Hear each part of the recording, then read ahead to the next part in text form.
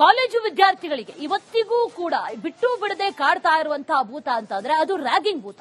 ಈ ರ್ಯಾಗಿಂಗ್ಗೆ ಹೆದರಿ ಕಾಲೇಜು ವಿದ್ಯಾರ್ಥಿ ಆತ್ಮಹತ್ಯೆಯನ್ನ ಮಾಡ್ಕೊಂಡ ಅನ್ನುವಂತಹ ಪ್ರಶ್ನೆ, ಅನುಮಾನಗಳು ಈಗ ಕಾಡ್ತಾ ಇದೆ. ಯಾಕಂದ್ರೆ ಆತ ಸೆಲ್ಫಿ ವಿಡಿಯೋವನ್ನ ಮಾಡಿದ್ದಾನೆ. ಸೆಲ್ಫಿ ವಿಡಿಯೋ ಮಾಡಿ ನೇಣಿಗೆ ಶರಣಾಗಿದ್ದಾನೆ ಈ ಯುವಕ. ಸಾವಿಗೆ ಕಾರಣ ಏನು ಅನ್ನುವಂತಹ ಪ್ರಶ್ನೆ, ರ್ಯಾಗಿಂಗ್ ಕಾರಣನ ಅನ್ನುವಂತ ಪ್ರಶ್ನೆ ಈಗ ಕಾಡ್ತಾ ಇರೋದು. 22 ವರ್ಷದ ಆರ್ಕಿಟೆಕ್ಟ್ ವಿದ್ಯಾರ್ಥಿ ಅರುಣ್ ಸುಸೈಡ್ ಮಾಡ್ಕೊಂಡಿದ್ದಾನೆ. ಕಾಲೇಜು ಟಾಪರ್ ಆತ ಸುಸೈಡ್ ಮಾಡ್ಕೊಂಡಿದ್ದಾನೆ. ಬಹಳ ಬೇಸರದಿಂದ ವಿಡಿಯೋ ಮಾಡಿದ್ದಾನೆ. ಒಂದು ಬಾಗ್ಲೂರಿನ ಪ್ರತಿಷ್ಠಿತ ಕಾಲೇಜಿನಲ್ಲಿ ಅರುಣ್ಗೆ ಫ್ರೀ ಸೀಟ್ ಕೂಡ ಸಿಕ್ಕಿದೆ. ಅಷ್ಟು ಬುದ್ಧಿವಂತ. ಸಾವಿಗೂ ಮುನ್ನ ಒಂದು ವಿಡಿಯೋ ಮಾಡಿದ್ದಾನೆ. ಆ ವಿಡಿಯೋದಲ್ಲಿ ಒಂದಷ್ಟು ವಿಚಾರಗಳನ್ನ ಪಾಪ ಹೇಳ್ಕೊಂಡಿದ್ದಾನೆ. ಕೆಟ್ಟದಾಗಿ ಮಾತಾಡ್ತಾರೆ ಅಂತ ಬಹಳ ನೊಂದುಕೊಂಡು ಒಂದು ವಿಡಿಯೋ ಮಾಡಿ ಅದರಲ್ಲಿ ಹೇಳ್ಕೊಂಡಿದ್ದಾನೆ ತನ್ನ ಅಳಲನ್ನ. ನೆಲಮಂಗಲದ ಮಾದನಾಯಕನಹಳ್ಳಿಯಲ್ಲಿ ನಡೆದಿರುವಂತಹ ಘಟನೆ ಇದು. ರ್ಯಾಗಿಂಗ್ಗೆ ಹೆದರಿ ಈ ರೀತಿಯಾಗಿ ಮಾಡ್ಕೊಂಡ ಅನ್ನುವಂತಹ ಪ್ರಶ್ನೆ ಈಗ ಕಾಡ್ತಾ ಇರೋದು. ಆತ ವಿದ್ಯಾರ್ಥಿ, ಆತನಿಗೆ ಫ್ರೀ ಸೀಟ್ ಕೂಡ ಸಿಕ್ಕಿದೆ. ಅಷ್ಟು ಬ್ರಿಲಿಯಂಟ್ ವಿದ್ಯಾರ್ಥಿ. ಆದ್ರೆ ಇದಕ್ಕೆ ಹೆದರ್ಕೊಂಡ ಅನ್ನೋ ಪ್ರಶ್ನೆ. ರ್ಯಾಗಿಂಗ್ಗೆ ಹೆದರಿ ಚಿತ್ರಕಲಾವಿದ ಅರುಣ್ ಆತ್ಮಹತ್ಯೆಯನ್ನ ಹಾಗಾದ್ರೆ ಮಾಡ್ಕೊಂಡಿದ್ದ. ಜುಲೈ 12ಕ್ಕೆ ಮನೆಯಲ್ಲಿ ನೇಣಿಗೆ ಶರಣಾಗಿದ್ದಾನೆ ಅರುಣ್. ಹಾಸನದ ಚನ್ನಕೇಶವ ತುಳಸಿ ದಂಪತಿಯ ಹಿರಿಯ ಮಗ ಅರುಣ್ ಎಪಿಎಂಸಿಯಲ್ಲಿ ಕೂಲಿ ಮಾಡಿ ಪಾಪ ಮಕ್ಕಳನ್ನ ಸಾಕ್ತಾ ಇದ್ರು. ಚಿತ್ರಕಲೆಯಲ್ಲಿ ಆತನಿಗೆ ಅಪಾರವಾದಂತಹ ಆಸಕ್ತಿ, ಪರಿಣಿತಿ ಎರಡೂ ಕೂಡ ಹೊಂದಿದ್ದಂತ ಆತನ ಪ್ರತಿಭೆಯನ್ನ ಮೆಚ್ಚಿ ಫ್ರೀ ಸೀಟ್ ಕೂಡ ರೇವಾ ನೀಡಿತು. 5 ನಿಮಿಷದಲ್ಲಿ ಎಲ್ಲರ ಫೋಟೋ ಚಿತ್ರಗಳನ್ನೆಲ್ಲ ಬಿಡಿಸ್ತಾ ಇದ್ದಂಥ ಬ್ರಿಲಿಯಂಟ್ ಆತ. ಆದ್ರೆ ಈಗ ಆತ್ಮಹತ್ಯೆ ಮಾಡ್ಕೊಂಡಿದ್ದಾನೆ. ಕಾರಣ ಏನು ಅನ್ನುವಂತಹ ಪ್ರಶ್ನೆ. ಮತ್ತಷ್ಟು ಡೀಟೇಲ್ಸ್ ಅನ್ನ ನೀಡ್ತಾರೆ ನಮ್ಮ ಪ್ರತಿನಿಧಿ ಅರವಿಂದ್. ನೇರ ಸಂಪರ್ಕದಲ್ಲಿ ಜಾಯಿನ್ ಆಗ್ತಾ ಇದ್ದಾರೆ. ಅರವಿಂದ್, ಎಲ್ಲವನ್ನೂ ಕೂಡ ಸಮರ್ಥವಾಗಿ ಎದುರಿಸ್ತಾ ಇದ್ದಂತ ಈತ, ಜೀವನವನ್ನೇ ಇಷ್ಟು ಅಚ್ಚುಕಟ್ಟಾಗಿ ಎದುರಿಸ್ತಾ ಇದ್ದಂತ ಈತ ಆತ್ಮಹತ್ಯೆ ಮಾಡ್ಕೊಳ್ಳೋದಕ್ಕೆ ಏನ್ ಕಾರಣ? ಅಷ್ಟೊಂದು ಹೆದರಿಸಿರುವಂತದ್ದು ಏನು ಅನ್ನುವಂತ ಪ್ರಶ್ನೆ ಈಗ ಕಾಡ್ತಾ ಇರೋದು. ರ್ಯಾಗಿಂಗ್ ಕಾರಣನಾ? ರ್ಯಾಗಿಂಗ್ ಆದ್ರೆ ಕಾಲೇಜಿನ ಆಡಳಿತ ಮಂಡಳಿ ಏನ್ ಹೇಳುತ್ತೆ? ಏನೇನ್ ಡೀಟೇಲ್ಸ್ ಇದೆ ಅರವಿಂದ್?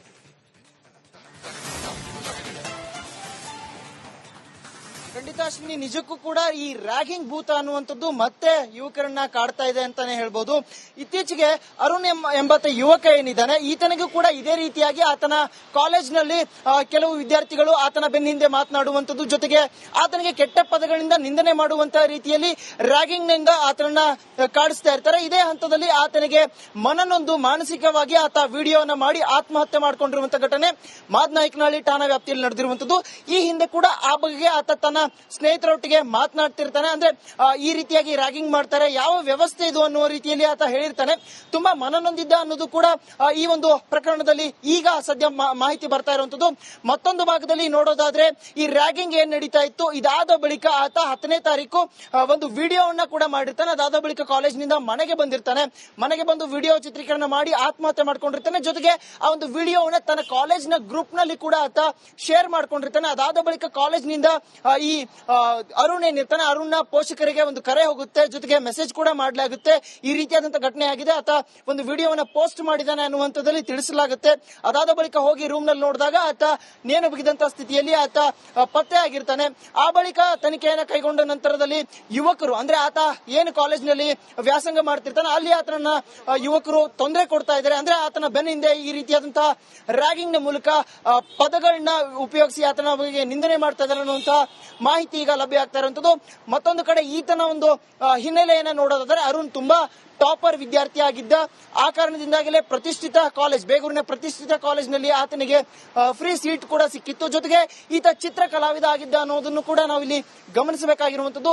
ಕೇವಲ 5 ನಿಮಿಷದಲ್ಲಿ ಆತ ತನ್ನ ಕಲೆಯ ಮುಖಾಂತರ ಪ್ರಸಿದ್ಧ ವ್ಯಕ್ತಿಗಳ, ನಟರ ಹಾಗೆ ಇನ್ನಿತರರ ಚಿತ್ರಗಳನ್ನ, ಭಾವಚಿತ್ರಗಳನ್ನ ಆತ ಬಿಡಿಸ್ತಾ ಇದ್ದ ಅನ್ನುವಂಥದ್ದು ಕೂಡ ಗಮನಾರ್ಹ ವಿಷಯವಾಗಿದೆ.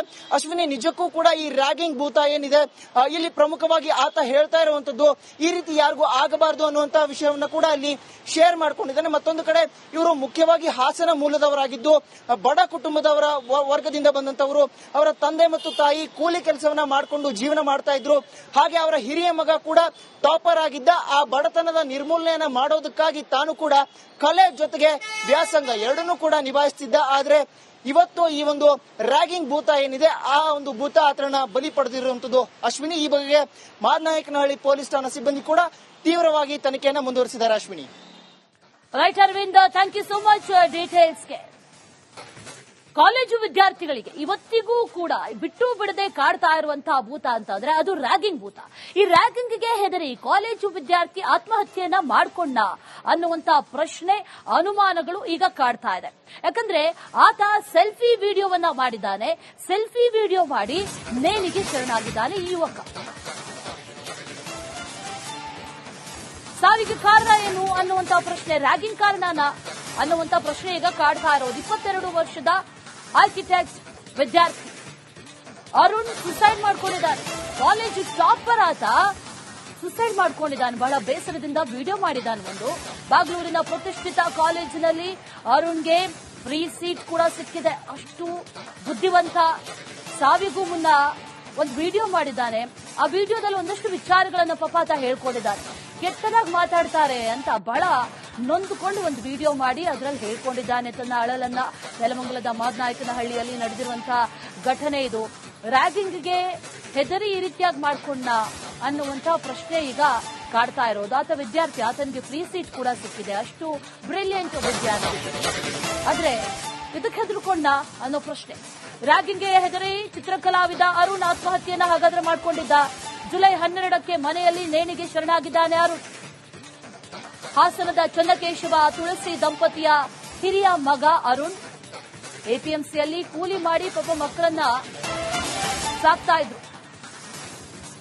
ಚಿತ್ರಕಲೆಯಲ್ಲಿ ಆತನಿಗೆ ಅಪಾರವಾದಂತಹ ಆಸಕ್ತಿ, ಪರಿಣಿತಿ ಎರಡೂ ಕೂಡ ಹೊಂದಿದ್ದಂತ ಆತನ ಪ್ರತಿಭೆಯನ್ನ ಮೆಚ್ಚಿ ಫ್ರೀ ಸೀಟ್ ಕೂಡ ರೇವಾ ನೀಡಿತು. 5 ನಿಮಿಷದಲ್ಲಿ ಎಲ್ಲರ ಫೋಟೋ ಚಿತ್ರಗಳನ್ನೆಲ್ಲ ಬಿಡಿಸ್ತಾ ಇದ್ದಂಥ ಬ್ರಿಲಿಯಂಟ್ ಆತ. ಆದ್ರೆ ಈಗ ಆತ್ಮಹತ್ಯೆ ಮಾಡ್ಕೊಂಡಿದ್ದಾನೆ. ಕಾರಣ ಏನು ಅನ್ನುವಂತಹ ಪ್ರಶ್ನೆ. ಮತ್ತಷ್ಟು ಡೀಟೇಲ್ಸ್ ಅನ್ನ ನೀಡ್ತಾರೆ ನಮ್ಮ ಪ್ರತಿನಿಧಿ ಅರವಿಂದ್. ನೇರ ಸಂಪರ್ಕದಲ್ಲಿ ಜಾಯಿನ್ ಆಗ್ತಾ ಇದ್ದಾರೆ. ಅರವಿಂದ್, ಎಲ್ಲವನ್ನೂ ಕೂಡ ಸಮರ್ಥವಾಗಿ ಎದುರಿಸ್ತಾ ಇದ್ದಂತ ಈತ, ಜೀವನವನ್ನೇ ಇಷ್ಟು ಅಚ್ಚುಕಟ್ಟಾಗಿ ಎದುರಿಸ್ತಾ ಇದ್ದಂತ ಈತ ಆತ್ಮಹತ್ಯೆ ಮಾಡ್ಕೊಳ್ಳೋದಕ್ಕೆ ಏನ್ ಕಾರಣ? ಅಷ್ಟೊಂದು ಹೆದರಿಸಿರುವಂತದ್ದು ಏನು ಅನ್ನುವಂತ ಪ್ರಶ್ನೆ ಈಗ ಕಾಡ್ತಾ ಇರೋದು. ರ್ಯಾಗಿಂಗ್ ಕಾರಣನಾ? ರ್ಯಾಗಿಂಗ್ ಆದ್ರೆ ಕಾಲೇಜಿನ ಆಡಳಿತ ಮಂಡಳಿ ಏನ್ ಹೇಳುತ್ತೆ? ಏನೇನ್ ಡೀಟೇಲ್ಸ್ ಇದೆ ಅರವಿಂದ್?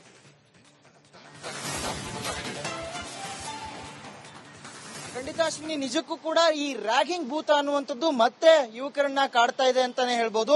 ಇತ್ತೀಚೆಗೆ ಅರುಣ್ ಎಂಬತ್ತ ಯುವಕ ಏನಿದ್ದಾನೆ, ಈತನಿಗೂ ಕೂಡ ಇದೇ ರೀತಿಯಾಗಿ ಆತನ ಕಾಲೇಜ್ನಲ್ಲಿ ಕೆಲವು ವಿದ್ಯಾರ್ಥಿಗಳು ಆತನ ಬೆನ್ನ ಹಿಂದೆ ಮಾತನಾಡುವಂಥದ್ದು, ಜೊತೆಗೆ ಆತನಿಗೆ ಕೆಟ್ಟ ಪದಗಳಿಂದ ನಿಂದನೆ ಮಾಡುವಂತಹ ರೀತಿಯಲ್ಲಿ ರ್ಯಾಗಿಂಗ್ ನಿಂದ ಆತನನ್ನ ಕಾಡಿಸ್ತಾ ಇರ್ತಾರೆ. ಇದೇ ಹಂತದಲ್ಲಿ ಆತನಿಗೆ ಮನನೊಂದು ಮಾನಸಿಕವಾಗಿ ಆತ ವಿಡಿಯೋವನ್ನ ಮಾಡಿ ಆತ್ಮಹತ್ಯೆ ಮಾಡಿಕೊಂಡಿರುವಂತಹ ಘಟನೆ ಮಾದನಾಯಕನಹಳ್ಳಿ ಠಾಣಾ ವ್ಯಾಪ್ತಿಯಲ್ಲಿ ನಡೆದಿರುವಂತದ್ದು.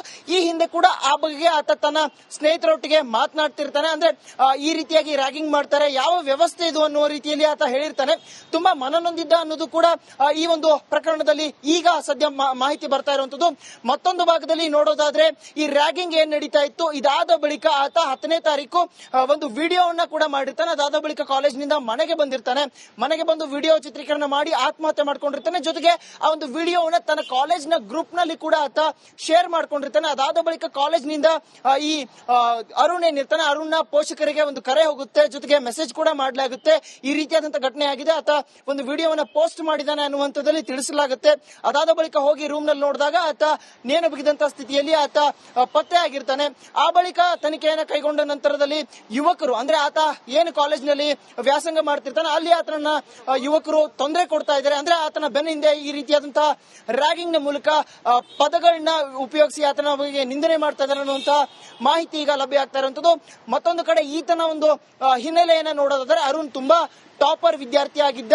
ಆ ಕಾರಣದಿಂದಾಗಲೇ ಪ್ರತಿಷ್ಠಿತ ಕಾಲೇಜ್, ಬೇಗೂರಿನ ಪ್ರತಿಷ್ಠಿತ ಕಾಲೇಜ್ನಲ್ಲಿ ಆತನಿಗೆ ಫ್ರೀ ಸೀಟ್ ಕೂಡ ಸಿಕ್ಕಿತ್ತು. ಜೊತೆಗೆ ಈತ ಚಿತ್ರ ಕಲಾವಿದ ಆಗಿದ್ದ ಅನ್ನೋದನ್ನು ಕೂಡ ನಾವಿಲ್ಲಿ ಗಮನಿಸಬೇಕಾಗಿರುವಂತದ್ದು. ಕೇವಲ 5 ನಿಮಿಷದಲ್ಲಿ ಆತ ತನ್ನ ಕಲೆಯ ಮುಖಾಂತರ ಪ್ರಸಿದ್ಧ ವ್ಯಕ್ತಿಗಳ, ನಟರ ಹಾಗೆ ಇನ್ನಿತರರ ಚಿತ್ರಗಳನ್ನ, ಭಾವಚಿತ್ರಗಳನ್ನ ಆತ ಬಿಡಿಸ್ತಾ ಇದ್ದ ಅನ್ನುವಂಥದ್ದು ಕೂಡ ಗಮನಾರ್ಹ ವಿಷಯವಾಗಿದೆ. ಅಶ್ವಿನಿ, ನಿಜಕ್ಕೂ ಕೂಡ ಈ ರ್ಯಾಗಿಂಗ್ ಭೂತ ಏನಿದೆ ಇಲ್ಲಿ ಪ್ರಮುಖವಾಗಿ ಆತ ಹೇಳ್ತಾ ಇರುವಂತದ್ದು ಈ ರೀತಿ ಯಾರಿಗೂ ಆಗಬಾರದು ಅನ್ನುವಂತ ವಿಷಯವನ್ನ ಕೂಡ ಅಲ್ಲಿ ಶೇರ್ ಮಾಡ್ಕೊಂಡಿದ್ದಾನೆ. ಮತ್ತೊಂದು ಕಡೆ ಇವರು ಮುಖ್ಯವಾಗಿ ಹಾಸನ ಮೂಲದವರಾಗಿದ್ದು ಬಡ ಕುಟುಂಬದವರ ವರ್ಗದಿಂದ ಬಂದಂತವರು. ಅವರ ತಂದೆ ಮತ್ತು ತಾಯಿ ಕೂಲಿ ಕೆಲಸವನ್ನ ಮಾಡಿಕೊಂಡು ಜೀವನ ಮಾಡ್ತಾ ಇದ್ರು. ಹಾಗೆ ಅವರ ಹಿರಿಯ ಮಗ ಕೂಡ ಟಾಪರ್ ಆಗಿದ್ದ. ಆ ಬಡತನದ ನಿರ್ಮೂಲನೆಯನ್ನ ಮಾಡೋದಕ್ಕಾಗಿ ತಾನು ಕೂಡ ಕಲೆ ಜೊತೆಗೆ ವ್ಯಾಸಂಗ ಎರಡನ್ನೂ ಕೂಡ ನಿಭಾಯಿಸ್ತಿದ್ದ. ಆದ್ರೆ ಇವತ್ತು ಈ ಒಂದು ರ್ಯಾಗಿಂಗ್ ಭೂತ ಏನಿದೆ ಆ ಒಂದು ಭೂತ ಆತನ ಬಲಿ ಪಡೆದಿರುವಂತದ್ದು. ಅಶ್ವಿನಿ, ಈ ಬಗೆಗೆ ಮಾದನಾಯಕನಹಳ್ಳಿ ಪೊಲೀಸ್ ಠಾಣಾ ಸಿಬ್ಬಂದಿ ಕೂಡ ತೀವ್ರವಾಗಿ ತನಿಖೆಯನ್ನು ಮುಂದುವರಿಸಿದ್ದಾರೆ. Ashwini. Right Aravind, thank you so much ಡೀಟೇಲ್ಸ್ಗೆ.